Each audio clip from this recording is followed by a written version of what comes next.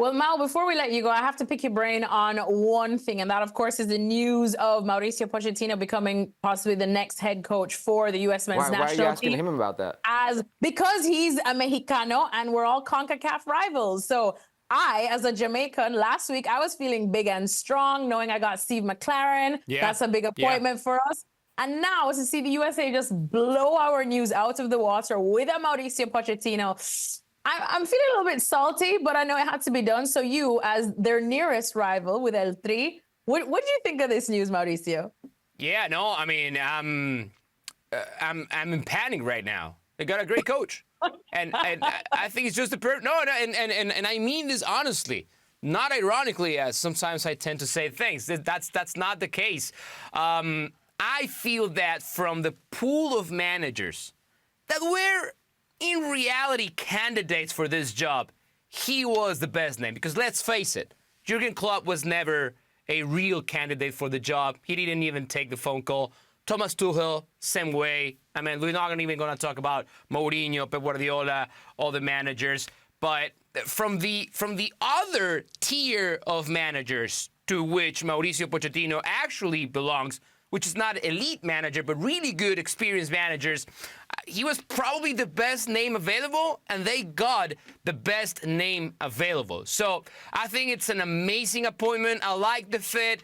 I've been hearing during the day people criticizing the style in which Pochettino played at PSG and Chelsea. That was not his nature. He had to adapt to those players, to those clubs. But when he was the manager at Tottenham, when he was the manager at Southampton, he really likes to play aggressive soccer, aggressive football.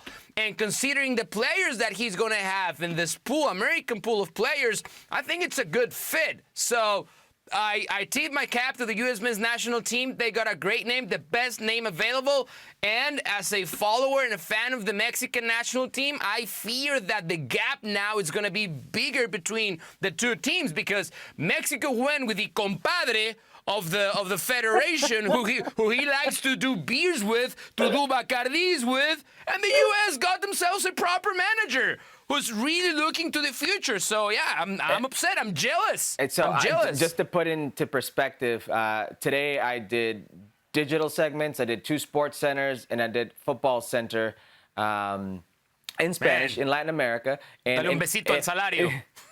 And every single platform I was on, Mal's not going to let me lie, they did a comparison of the U.S. and Mexico, and this is not a joke, the legit question of which one was a better hire.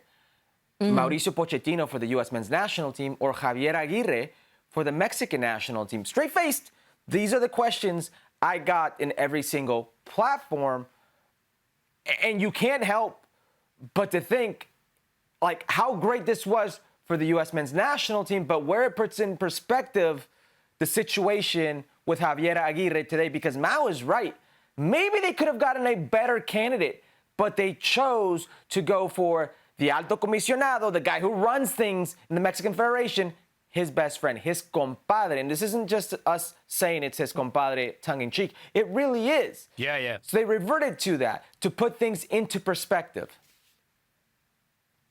All right, well, let's leave it there then, boys. Mauricio, thank you so much, as always, for joining us. And if you want to see more of Mauricio... Thank you for making me angry in this segment. It was just bad news. Thank you for making my night. Thank you for making me miserable. I love you. We love you more. And I hope everyone loves you, because they can see plenty more Mauricio on Ahora o Nunca. It's Monday to Friday, 4 p.m. Eastern Time, 1 p.m. Pacific Time on ESPN Deportes.